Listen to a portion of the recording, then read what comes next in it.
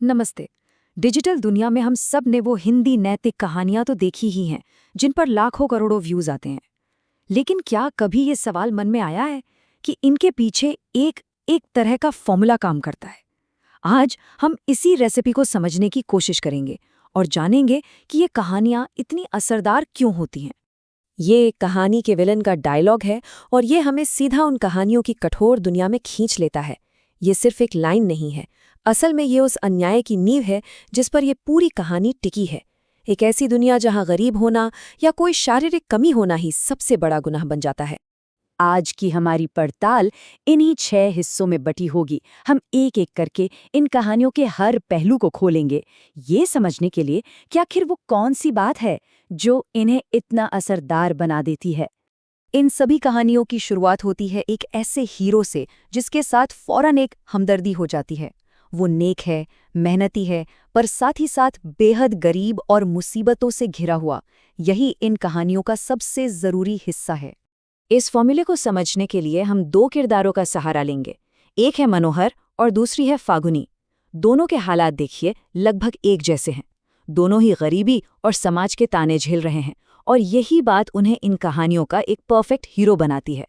तो एक अच्छा हीरो मिल गया। अब कहानी उसे एक ऐसी दुनिया में रखती है जो उसके लिए बहुत ही ज्यादा क्रूर है। यहाँ उसे बिना किसी वजह के हर तरफ से परेशान किया जाता है, और ये सिर्फ कुछ बुरे लोग नहीं है। ऐसा लगता है जैसे पूरा का पूरा माहौल ही उसके खिलाफ खड़ा हो गया है। मनोहर जैसे तैसे अपनी स्कूल की फीस जमा करता है तो उस पर सीधा शक किया जाता है। कोई मानने को ही तैयार नहीं है कि एक गरीब लड़का ईमानदारी से भी पैसे ला सकता है। मतलब उसकी गरीबी ही उसका सबसे बड़ा गुनाह है। और बिल्कुल ऐसा ही कुछ फागुनी के साथ होता है। उसकी शारीरिक कमी को उसका मजाक उड़ाने का जरिया बना लिया जाता है। तो दोनों ही मामलों में कहानी हीरो की पहचान के सबसे कमजोर हिस्से पर वार करती है, फिर चाहे वो गरीबी हो या फिर कोई शारीरिक बात। और ये कहानियां ये भी दिखाती हैं कि परेशानी सिर्फ क्लास के बच्चों तक ही नहीं है। यहाँ तो टीचर यानी वो लोग जो अधिकार की जगह पर बैठे हैं, वो भी हीरो को सताने में पीछे नहीं हैं। इससे एक मैसेज साफ जाता है कि पूरा सिस्टम ही अन्याय से भरा है।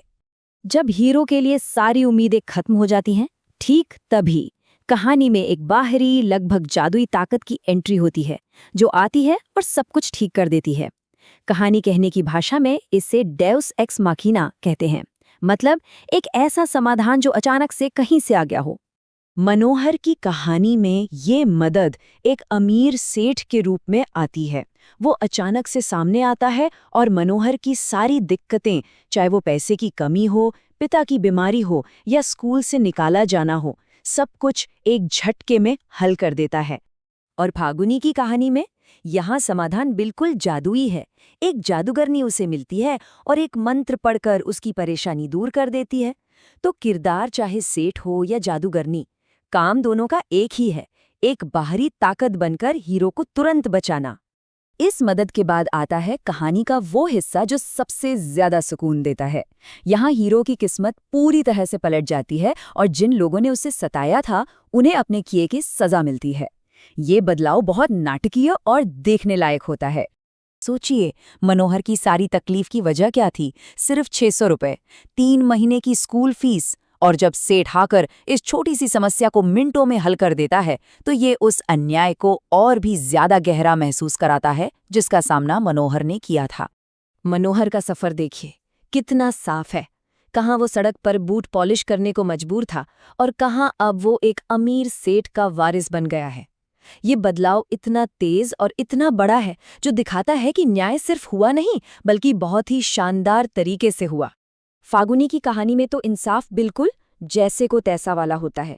जिन लोगों ने उसे गंजा कहकर जलील किया वो खुद गंजे हो जाते हैं, और जिन कामों के लिए उसे मजबूर किया गया था अब वे वही काम उसकी माफी पाने के लिए करते हैं। ये बदला बहुत ही सीधा और सिंबॉलिक है।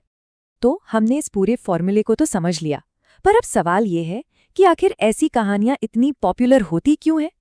इसका जवाब हमारे मनोविज्ञान में छिपा है। तो ये है एक वायरल कहानी की रेसिपी। अच्छा कौन है, बुरा कौन है, ये बिल्कुल साफ है। हीरो का दुख दर्द देखकर एक बेचैनी होती है, और जब कोई बाहरी ताकत आकर सब कुछ ठीक कर देती है तो एक भावनात्मक सुकून मिलता है। और हाँ, बुरे लोगों को सजा मिलते देखना एक अलग ही तरह का संतोष देता है। असल में ये कहानियाँ एक बहुत ज़रूरी काम करती हैं। देखिए, असल दुनिया में गरीबी या बदमाशी जैसी मुश्किलों का कोई आसान या जादुई हल नहीं होता। लेकिन ये कहानियाँ हमें एक ऐसी काल्पनिक दुनिया में ले जाती हैं जहाँ न्याय सिर्फ मुमकिन ही नहीं बल्कि होकर ही रहता है। और यहीं पर हम एक बड़े सवाल पर आके रुकते हैं। जब असल दुनिया इतनी उलझी हुई है और अक्सर अन्यायपूर्ण लगती है, तो इन सीधी-साधी कहानियों की जबरदस्त लोकप्रियता हमें क्या बताती है? क्या ये इस बात का इशारा नहीं कि हम सब कहीं न कहीं एक ऐसी दुनिया की उम्मीद करते हैं जहां न्याय फौरन हो और साफ-साफ दिखे? ये एक सोचने वाली बात है।